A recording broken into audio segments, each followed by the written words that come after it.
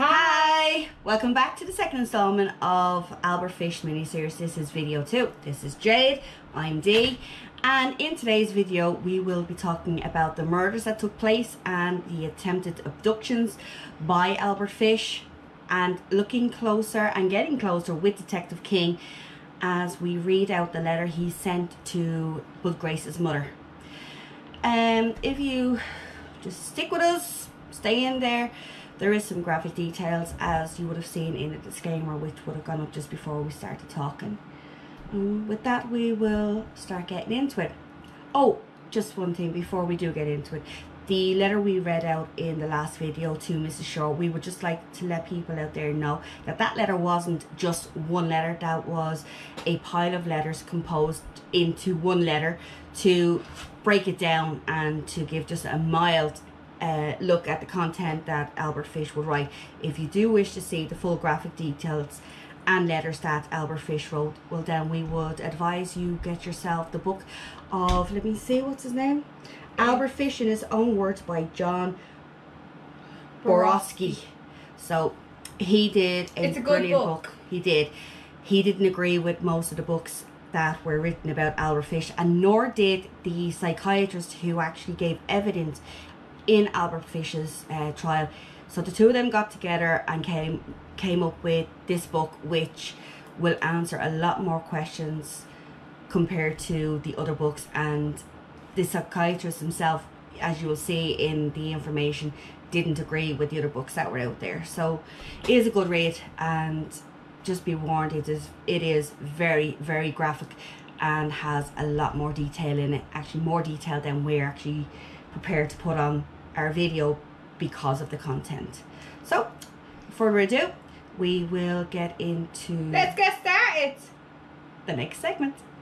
Okay, so murders and attempted abductions. So in 1910, Fish confessed while he was working in Wilmington, Delaware.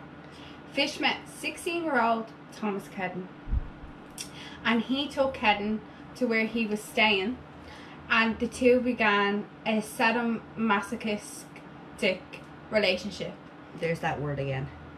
Sadomasochistic. I still can't say it. Sadomasochistic. I'll put it up there. So Fish forced Kedden to do the same things to him, and in his confession he implies that the man was actually intellectually disabled.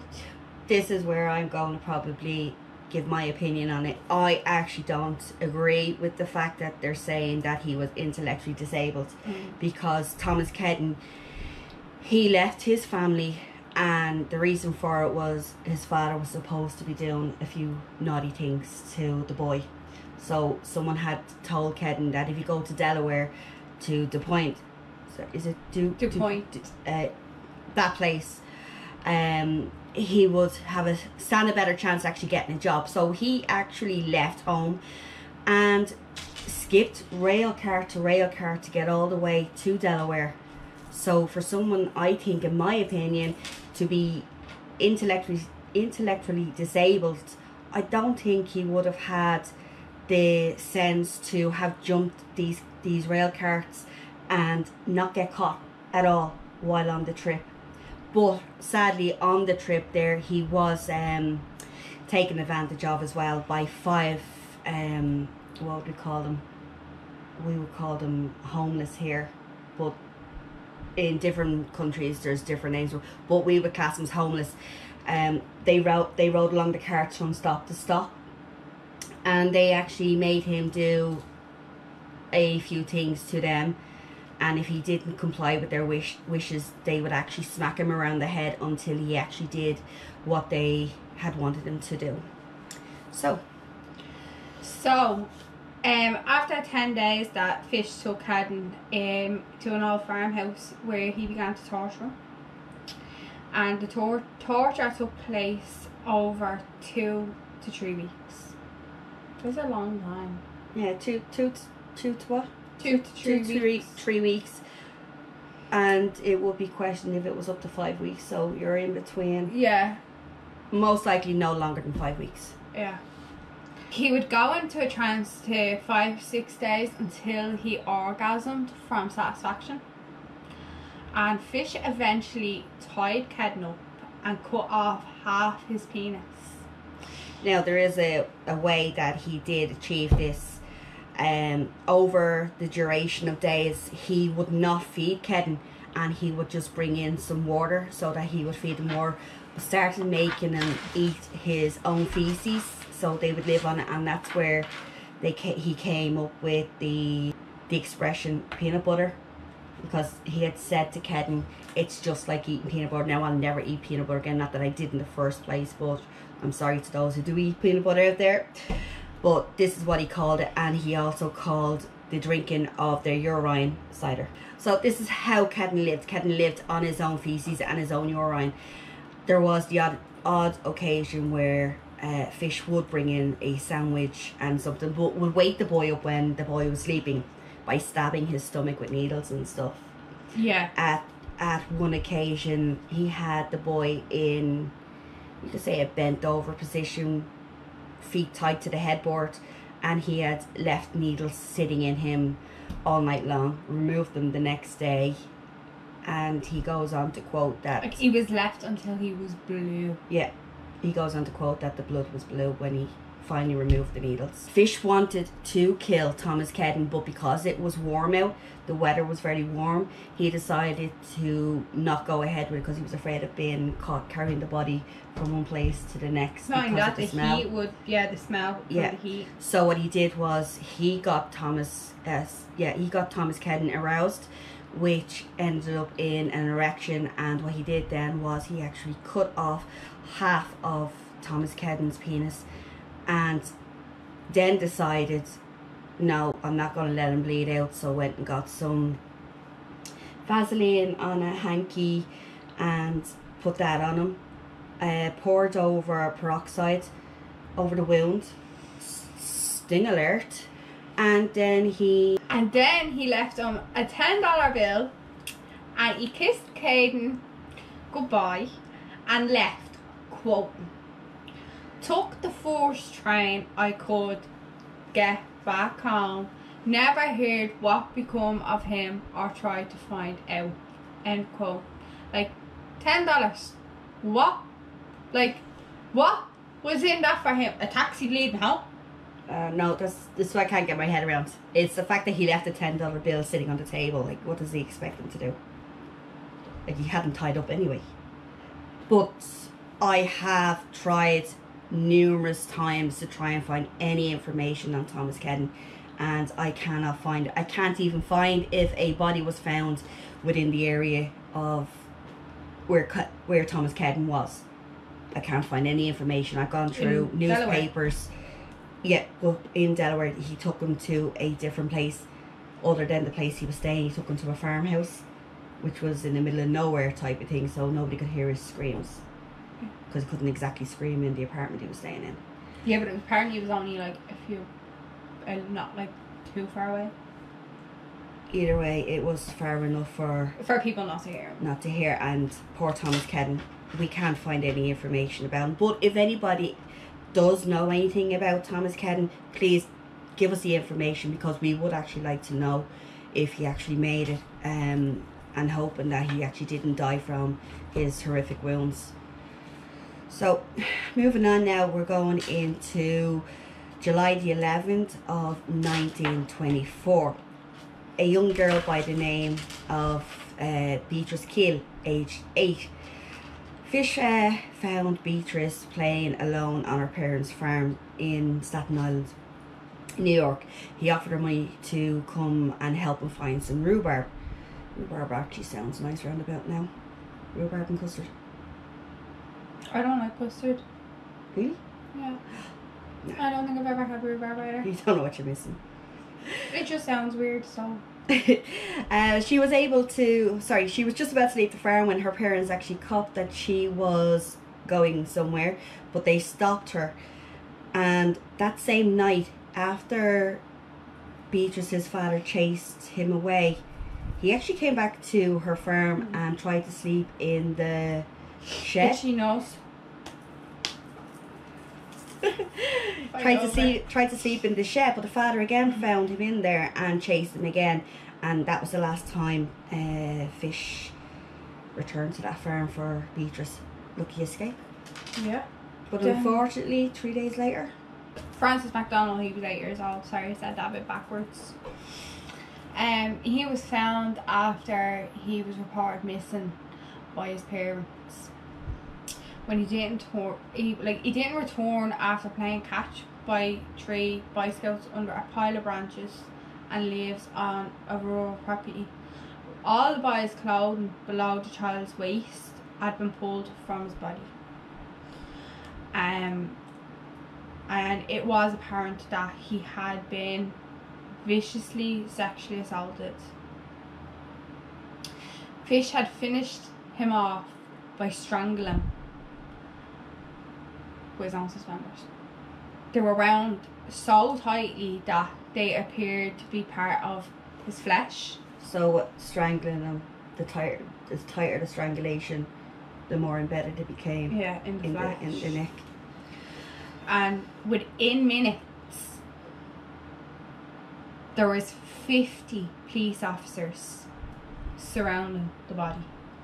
And MacDonald's friends, they told the police that he was taken by an elderly man with a grey moustache. And a neighbour also told the police that a similar looking man walking along the grassy path into nearby woods. And Francis's mother, Anna MacDonald, said she saw the same man earlier that day. So she told the reporters, he came shuffling down the street, mumbling to himself and making queer motions with his hands. I saw his thick grey hair and his drooping grey moustache. Everything about him seemed faded and grey. So the description resulted in the mysterious stranger became known as the Grey Man. So the next day the case was given to the highest priority with 250 officers assigned to it. And the reason this was done like that was because Francis MacDonald's father was actually a police officer, and he had transferred from the Manhattan precinct to Staten Island so that he could personally work on his own son's case. Which is illegal now. Yeah. He actually wanted to catch the culprit who had done these vile things to his own son. When an autopsy was given on Francis' body, they revealed that he had eaten raisins just prior to his death. So they concluded that this was what had led Francis to follow the perpetrator. The doctor also turned around and said that it was impossible for the killer to actually be an elderly person because of the damage that was done to Francis's body. That the damage that was done could only be carried out by somebody who was young and fit. Yeah. Not someone in their 60s or something. Which is how, Fish would never, have become suspect of this because he's old and grey and granddaddy and... Yeah, he was just saying that because of the degree of physical damage, he had to have been in his prime. Hysteria swept through the state and daily reports came in of sightings of the Grey Man. When the MacDonald confession was made, the New York Daily Mirror wrote that the disclosure solidified Fish's reputation as the most vicious child slayer in criminal history. In the weeks following the discovery of the child's body, dozens of men were questioned, with several being arrested but later released. Hopes for an early resolution to the case vanished as the leads dried up. With public interest in the case fading, the dead boy's mother made a desperate plea to the public. Find the man who passed our home Monday afternoon and peered in at the front window. I saw him. I remember him. Past 50 years. Heavy grey hair. Small grey moustache. Faded blue shirt. Stiff white collar. Much too tight. A ragged cap. Faded khaki or cord trousers. Corduroy. Yeah, but they're called cords in Ireland. Yeah. and a rough black coat. Find the grey man. Find the grey man. The murder remained unsolved until after the trial of the murder of Grace Wood, which we will get into later on when we discuss Grace Wood's case. Yeah. Then in 1927, February the 11th, Billy Gaffney. This case gets me. This one particular child, Billy Gaffney, breaks my heart. But seriously, gets me. As we're saying, February the 11th, 1927, Billy Gaffney, 4 years of age, from 9915 Street, Brooklyn, was playing at the apartment building with his best friend and older brother. His best friend was also called Billy Beaton. The older boy went inside for a few minutes, and when he came back, the two boys were missing.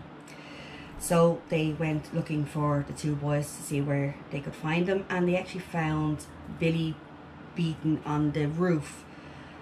Billy Gaffney wasn't there. The description Billy Beaton gave of the perpetrator was that he was an old man with a mustache, and he called him the Boogey Man. And this is how Albert Fish got the name the Boogey Man.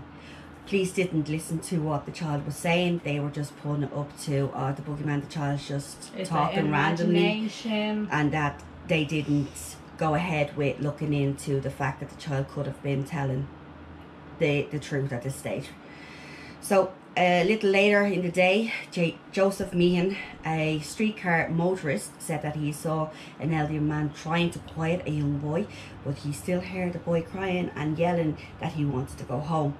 Nobody knew what had happened to Billy until Fish was arrested and confessed the killing of young Billy. After Fish confessed to the killing of Billy, he explained that he explained what he had done in a letter, which was then handed to his parents afterward. Is that torn you as well? And it's horrible when you go into reading the contents of the letter. With the letters Fish wrote, they are very graphic, and again, if you don't want to listen to the contents of the letters when we read them out, we will again put a timestamp on the screen for you to jump to that part of the video, and we'll see you there. So the letter read, am I crying? Yeah. And you had an eyelash too. Oh, make a wish. Yeah. Right, go. Sorry. Irish traditions and all that. Eyelash, make a wish. So, although his body was never recovered, Albert Fish tells the tale of what he did to him. Fish would strip Billy naked, and then he whipped his butt to the point where there was blood dripping down his legs. Albert would then proceed to cut off Billy's ears, nose, and slit his mouth from ear to ear. After he got rid of the part he didn't want and dumped it into a swamp, he then came back and cooked the private parts, nose, ears, and pieces of his face. And belly. And his belly. And Billy's disappearance, his friend said, the Boogey Man took him. And he wasn't the Boogey Man took him. He wasn't given any leeway on that. This was definitely the Boogey Man. It just drives me mad. Like, the child is like, the Boogey Man took him. He was all, you know. A taxi driver by the name of George Hendrick reported picking up both Fish and Billy, and that was from Times Square. How he remembers it was because there was a bag that was rattling, and Fish had addressed that this bag contained his tools. Little did anybody know that bag of tools would later come into play. Fish would then go on to confess he had a vision of Christ mumbling words which he could make out: stripes, rewarded, delighted, strips meaning lashed them. Initially, Peter Kudzinowski was a suspect in the murder of Billy. Then Joseph Meehan, a motorman on the Brooklyn trolley, saw a picture of Fish in the newspaper and identified him as the old man that he had seen on February the 11th in 1927. He was trying to quiet a little boy sitting with him on the trolley. The boy wasn't wearing a jacket and he was crying for his mother and was dragged by the man off the trolley. And of course the police matched this description of the child to Billy, and Billy's mother visited Fish in Sing Sing to try and get more details of her son's death, to no avail. Cyril Quinn. Now, with Cyril Quinn's small section that's in it, Cyril Quinn and his friend were playing outside, and on numerous occasions Fish would ask Cyril Quinn to come into his apartment for a sandwich, and on this one occasion again Cyril Quinn said yes, that they'll go in for a sandwich. And when they did, while Fish was making the sandwich, Cyril was in the bedroom with his friend, and they were, you know, boying around, knocking things over, and they accidentally knocked the mattress off the bed, and under that mattress they found a small handsaw, a meat cleaver, and a butcher's knife. Upon seeing these items, those boys got the hell out of there, and fast. Never to be seen by Fish again, or according to Fish anyway. Then in 1928, on May 25th, Edward was an 18-year-old who placed a one-lined ad in the paper. He was looking to find some type of employment, you know, being 18, with the summer, money, the whole lot. So he did this. But Albert Fish had... Back in that day, like back in them times, usually he'd be working from age like 14 and all, like, yeah. So. But Albert Fish did find the advertisement in the paper and replied to it by turning up to the door. And 3 days later, Bud's apartment on 15th Street in Manhattan. Yeah. He was said to have called himself Frank Howard and was replying to the situations wanted in the ad in the paper. Mm-hmm. Edward Bud's mother invited him in and sent his younger sister Beatrice to fetch her brother from next door. Edward soon turned up with his friend Willie, and Mr. Howard offered both boys jobs on a farm in Farmingdale, Long Island. He then told the boys that he would return on Saturday and drive the boys to the farm. The following Saturday, the boys waited excitedly with their bags packed. Mr. Howard never turned up. Instead, a telegraph was delivered, which told the boys that Howard had been delayed and would come for the boys the next day. He turned up in the early afternoon on Sunday, just as the family had returned from church. He was invited to stay for lunch. While he was sitting at the food table, that Mr. Howard got his first view of Grace Bud, the pretty 10-year-old that was dressed in her best Sunday dress. The old man was immediately smitten with Grace. And beckoning Grace over to him, she looked at her mother, and her mother nodded her assent. And Mr. Howard told Grace how pretty she was. He then asked her if she was a good counter, and when she nodded, he pulled from his pocket the biggest wad of money anyone else in the room had ever seen. He laid the cash and coins on the table and asked Grace to count it for him. Grace counted out $92.50, at the conclusion of which Mr. Howard rewarded with a 50-cent piece and told her to go and buy some candy for her and her sister. Again, the mother nodded her approval, and the little girl happily left the room. But it was then that the old man informed the Buds that there had been a slight change of plan. He had to attend his young niece's birthday party and that afternoon, so what he would do was he would pick the boys up later on that evening on his return home. As he was just about to leave, he turned to Mr. Bud and said that he had just had a thought. How about I take Grace with me to the party? She will surely enjoy it, as there will be cake and ice cream there and a lot of kids her age. So Now, the mother, she was hesitant, and rightly so. You've only met this man. Yeah, she was very hesitant about it. But the dad, now, I hope to God he feels just as horrible as the situation became, because no father in their right mind should allow their daughter to go with any guy, whether they know him 2 minutes, 3 minutes. 20 years. No, 20 years as their best friend, okay. But not less than an hour. Not less than 2 weeks, Street. Probably maybe 2 months. No, Like, you know, you need to get to know a person. It was only 3 days.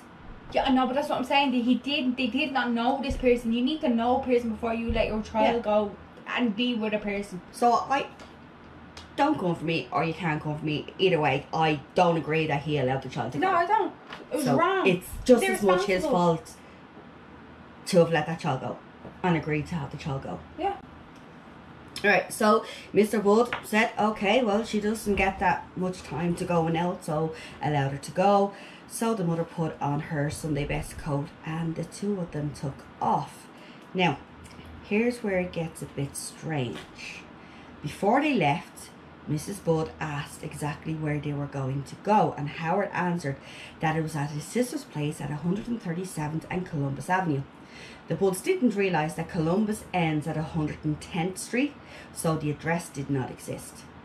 And so young Grace Budd was dressed up, as I said, in her coat, a grey hat, blue streamers, And our best Sunday clothes.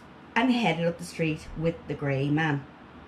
Mrs. Budd stood at the door and watched as they went, and as he turned around the corner, she gave her last wave, which would have been the last time She would Grace see her Budd's daughter. mother ever seen her daughter alive. Alive at all. No, not alive at all. Ever again. Yeah. So, like, the Budds then waited with growing alarm to Mr. Howard to return with Grace. And by Monday morning, Mrs. Budd was hysterical. Pace in the place. With worry. And Edward was rushed off. Edward, rushed off to the nearest police station to report that the little girl was missing. Now, you do know it was that Dad decided to let the time lapse a little bit to see if he was going to be delayed, because maybe they're having such a great time that they actually forgot the time, so they might return late. Yeah. No, that's not going to work with me. No. If you're going to be home at 9 o'clock, you're home at 9 o'clock. Not 9:01, not 9:02, you are home at 9 o'clock. Say with my kids, right? If they're coming home from school, they know they have to be home from school, say 4 minutes past 3. If you're not home by that 4 minutes, my jacket's already on me and I'm already gone. Yeah. I'm down the road and they're like, why are you coming down here? And I go, because you're late. But we stopped in the shop. I don't care. You're supposed to be home. Yeah. So I would be straight out the door. I wouldn't have waited until the next morning. But no. Especially with a person you don't even know. So thousands of flyers were printed with a detailed description accompanied by a photo of Grace. They were distributed through both the US and Canada. So this is how far it's actually going. As expected, there was a rash of false sightings and leads that went nowhere, but then a solid lead emerged.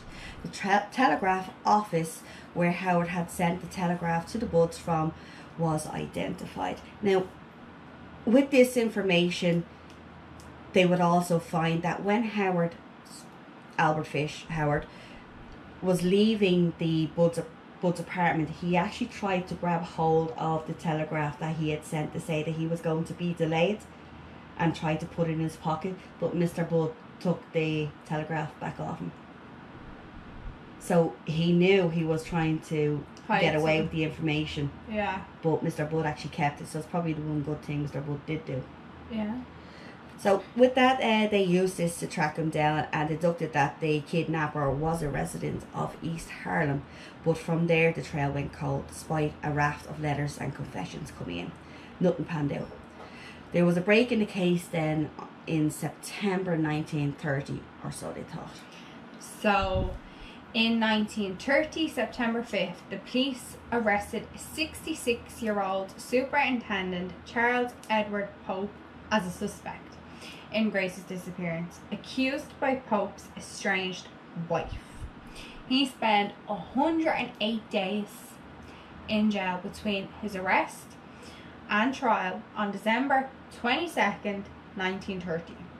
And he was found not guilty because his wife said she wrongly accused her husband.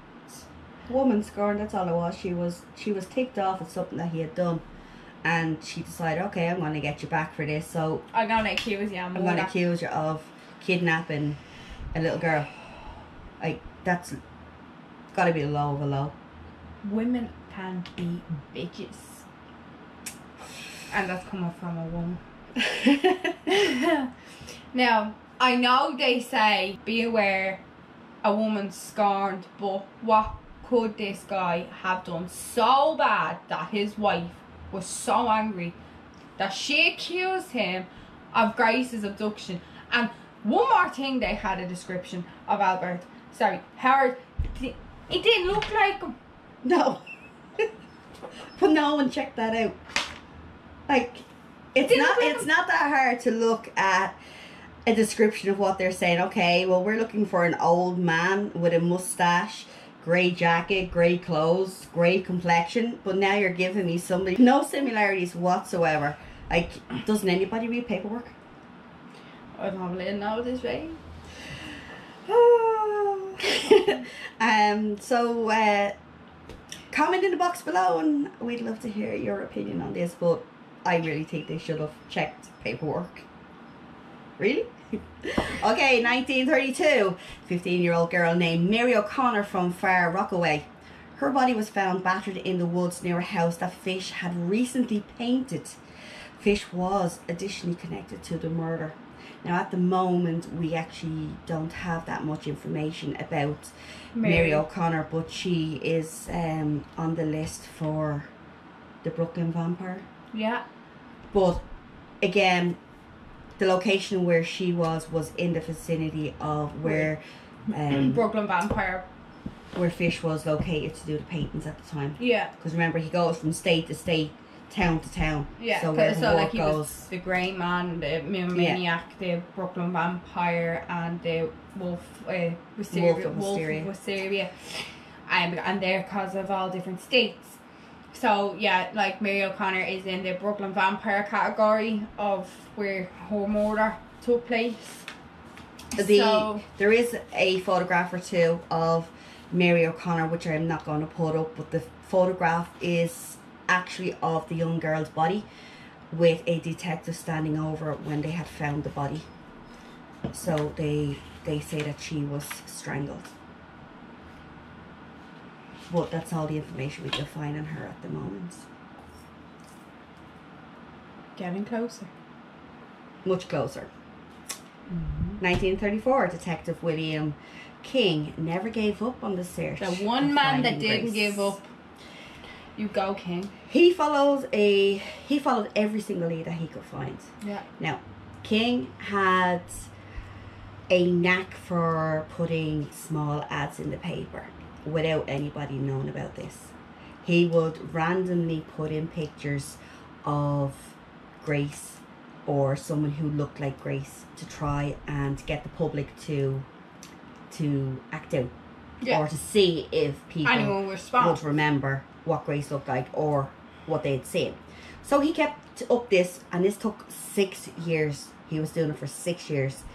Now, the reporter he was doing it with knew nothing of this, but told the reporter in the end, why once he had gotten a report back from a picture that he had his latest picture that he had put into the paper, some woman had replied that she knew the girl, that was the girl that was taken 6 years ago.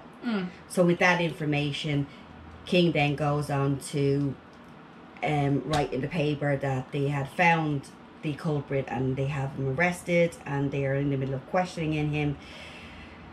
But that didn't stick with Albert Fish. He had to go one better. Now remember, Fish suffered with a lot of different mental health issues. So having somebody say they had his kill wasn't going to set too nice with him. Oh, hell no.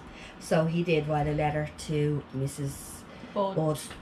Now Mrs. Budd was uneducated, so was unable to read the letter, and handed this letter to her 18-year-old son Edward.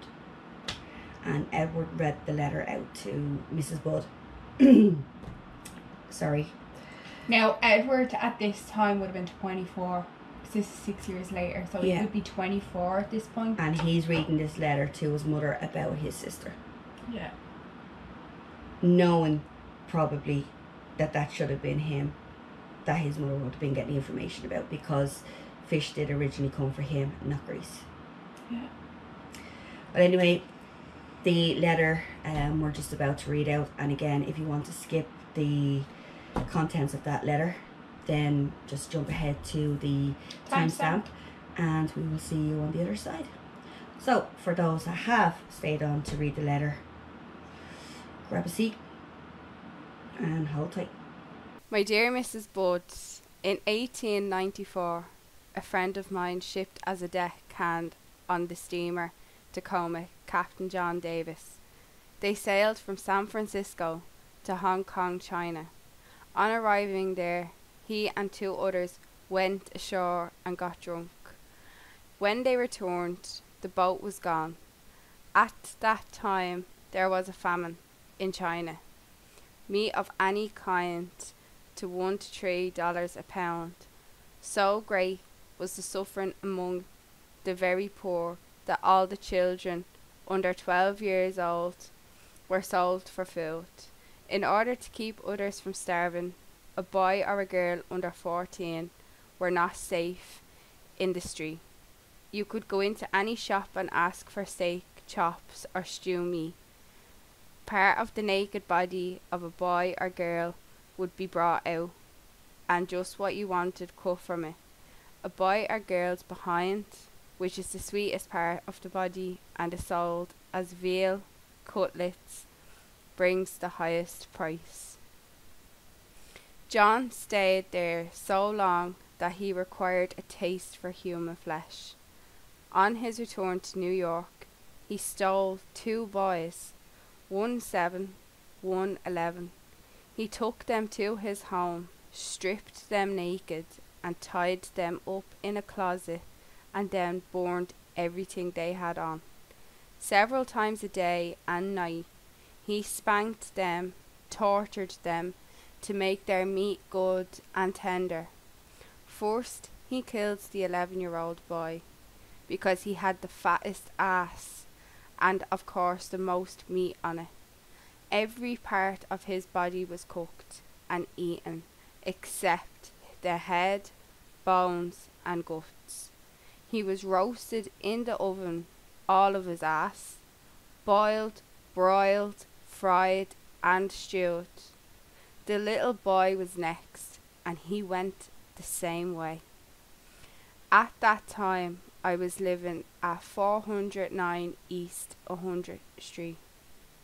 He told me so often how good human flesh was, and I made up my mind to taste it. On June 3rd, 1928, I called on you at 406 West 15th Street and brought you a pot, cheese and strawberries. We had lunch. Grace sat on my lap and kissed me. I made up my mind to eat her. On the pretense of taking her to a party, you said yes, she could go. I took her to an empty house in Westchester I had already picked out. When we got there, I told her to remain outside. She picked wildflowers. I went upstairs and stripped all my clothes off. I knew if I did not, I would get blood on them. When I was ready, I went to the window and called her. Then I hid in the closet until she was in the room. When she saw me all naked, she began to cry and tried to run down the stairs. I grabbed her and she said she would tell her mama. First, I stripped her naked. How she did kick, bite and scratch. I choked her to death and then cut her into small pieces so I could take the meat to my rooms, cook and eat it. How sweet and tender her little ass was, roasted in the oven. It took me 9 days to eat her entire body. I did not f her, though I could have if I wished. She died a virgin. When the detective saw the letter, he had no clue how someone could do this. And damn right, like. So, during the time that Fish wrote that letter, he was working at the New York Private Chauffeurs Benevolent Association. After writing the letter, Fish scratched out the return address. Alright, he scratched out the return address, like, on the pre-printed envelope, but did not secure the NYPCBA emblem enough. That's the address thingamajig, is it? Like, it's a stamp it. Yeah. So, Detective King, the one man that didn't give up, tried to match the handwriting to 400 of the NYPCBA employees. That's a lot of people. The alphabet. Yeah. That's the whole alphabet there. More. There's more words than 400. No. NYPCBA. That's the alphabet. The alphabet, yeah. As I said, that's the whole alphabet. It's so long. Stop confusing me. I'm doing the alphabet in my head right now. Oh my god. The Americans call it the alphabet agencies. Because you have the CIA, FBI. Yeah, but like the CIA is the Central Intelligence. Yeah, but they call it Central the alphabet agencies because they break down to letters in the alphabet. They just call it the alphabet agencies. Okay, whatever. The next step was to find if someone had taken a stationery from the association. The answer to this question was yes. The janitor from the association had taken the stationery back to his prior home at 200 East 52nd Street, and King went to the building as described. The janitor to the landlord. The landlord said that she remembers a man who moved out of the building immediately. King asked for the sign-in log, and before he knew it, he found a perfect match. The signature the match come from was none of the other Albert Fish. Ooh. So King found the match, Albert Fish. So now it's just lie and wait for Albert Fish and wait for him to turn up for unpaid checks. yeah. Or what does King do? Does Albert Fish come up? Does King track him down? What does happen? What happens is Albert Fish does turn up for an unpaid check, and while there, King rushed into the room. Fish was like, okay, you caught me. It's been years. As King approaches, Fish pulls a razor blade out of his pocket and tries to slice at Mr. King. But Mr. King, being the strong guy he is, tackles him to the ground, and Fish is taken down to the station for further questioning, which we will find out in our next video. So hang in there if you want to see video 3. Video 3 will contain the arrest, confessions, and the trial of Albert Fish.